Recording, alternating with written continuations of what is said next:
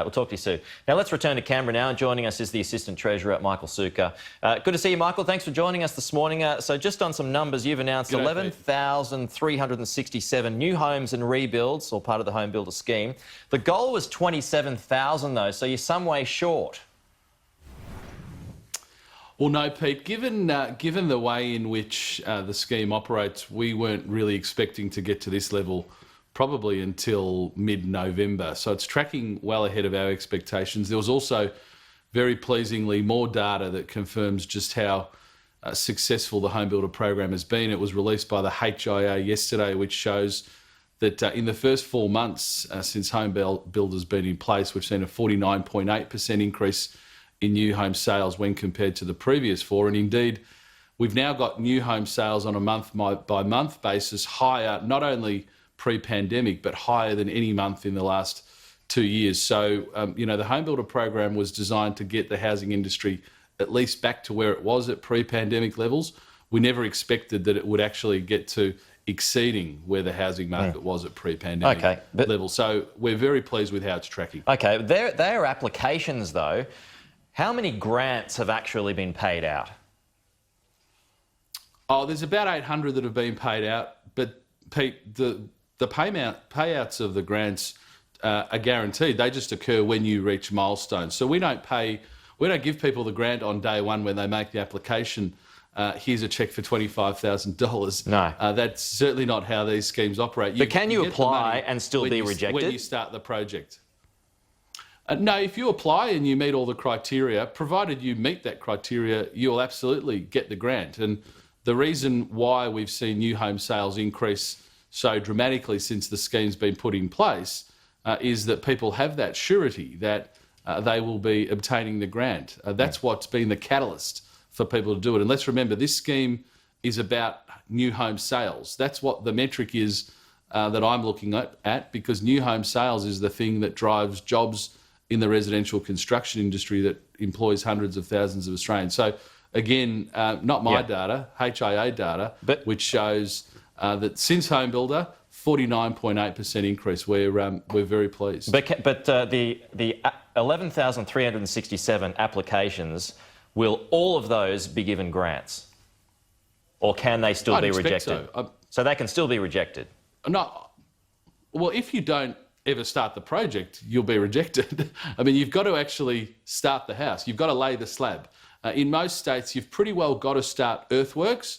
At that point, you get the payment. So provided you've applied, you meet the criteria, and you eventually start the project, well, you get the grant when you commence. That's how this operates.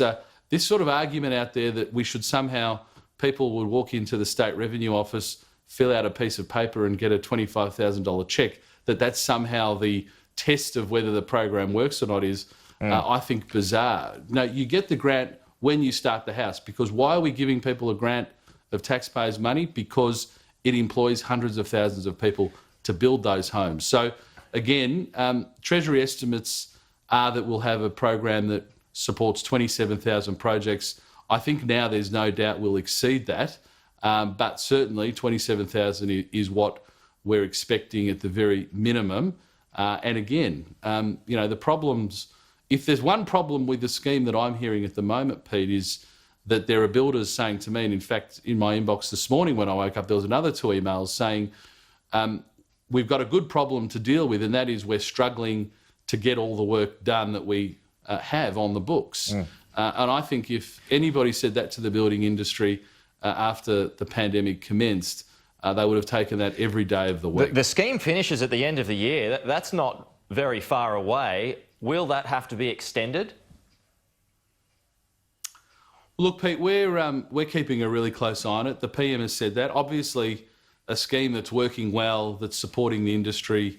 If you look at the Master Builders Association, they've said it's the best stimulus that the industry has seen for a very long time. The HIA, the Property Council have all basically said that the Home Builder program is underpinning the market for them at the moment. All of those factors obviously go in favour of the program, because if it's working, which it clearly is, of course we'd be more favourably disposed to looking at that. But we've just got to keep an eye on it. The scheme is still operating until 31 December. we're keeping a really close eye on it, Pete, and we'll make a call as that date gets closer. Okay, just on to matters out of Victoria. What would be your message to Daniel Andrews this weekend? A lot of talk about him easing restrictions. A lot of talk about it so far, easing restrictions on Sunday. What would be your message to him? Well, look, my message is that, Victorians are hurting. Lives and livelihoods have been impacted in the most significant way. There have been a couple of occasions in the last fortnight, Pete, where daily cases in New South Wales have been higher than the comparable daily cases in Victoria. And yet I was in Sydney yesterday, and, the city is operating in a COVID-safe way. And in fact, the whole state is operating in a COVID-safe way. So, if New South Wales can do it, my message to the Victorian state government would be, well, it's not beyond the Victorian state government to give people their freedom back, let people start their businesses again, see their families again, see their elderly parents, many of whom haven't seen them for months. In fact, I was talking to somebody yesterday who lives in a hotspot in Melbourne who has had 3 days of relative freedom since the 27th of March, which means she's been in her house every day since then, effectively for 22 to 23 hours a day. So, I think we all understand the significant mental health and other consequences that have led from the hotel quarantine disaster. Now's the time for Victoria to take a big step forward. Okay, Michael, I can't let you go without asking about these talking points, your media talking points that have been released to the media this morning accidentally. Minister Sukkar allegations, okay, it says, as the Minister has said, I deny any association with the misuse of parliamentary resources, and note I have recently been cleared by the Department of Finance's independent review. So that's supposed to be your reaction to questions about that. Is that about right? Well, Pete, I saw that the talking points have been leaked, and I suspect we're obviously just so proud of the talking points, we thought we'd cut out the middleman and get them straight to you, Pete. So that's my only explanation. Okay, I'm going to test you here. The question is, does the budget do enough for women? Pete, anyone around this place will tell you I'm not someone who slavishly follows talking points. Come on, give us a go. Give us the 3 points that you're supposed to hit. It probably hasn't helped my career that I don't slavishly follow talking points, Pete. So I'm not going to attempt to. But if you want me to speak about the budget and women, I'm very happy to say that I think it's extraordinary that the Labor Party would say that women are not just as invested in our economy and tax cuts and jobs for small business. I think this idea that that the budget ignored women is false. If you look at everything we did in the budget, it was about strengthening the economy. It was about jobs growth, opportunities, apprenticeships.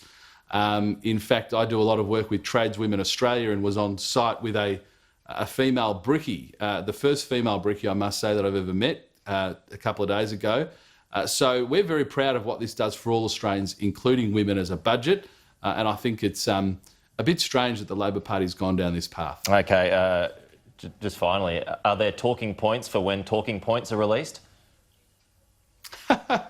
No, Pete, I'm just winging it. So unfortunately, I haven't been able to rely on that today, mate. You've got me on the hop. What can I say? Assistant Treasurer Michael Sukkar, appreciate your time as always. Thanks for joining us. We'll talk to you soon.